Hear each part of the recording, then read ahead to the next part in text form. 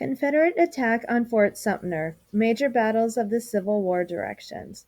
The Confederate States of America quickly seized nearly all federal property within its borders. Confederate President Jefferson Davis demanded that Northern troops abandon Fort Sumter in the harbor at Charleston, South Carolina. Sumter was one of the only two forts that still remained in Union hands. When Major Robert Anderson, Union, refused to leave the five-sided brick structure, the Southerners surrounded it with cannons.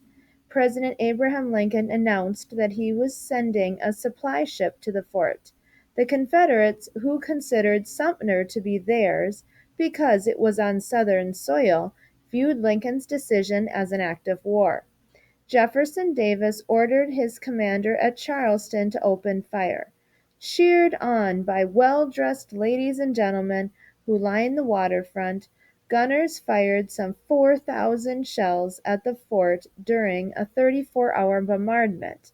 Major Anderson and his 67 men surrendered.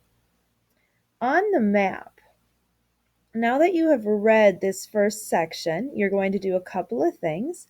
The first set of directions is to use a third color to lightly shade the 7 southern states that seceded and formed the Confederate States of America following Lincoln's victory in the election of 1860.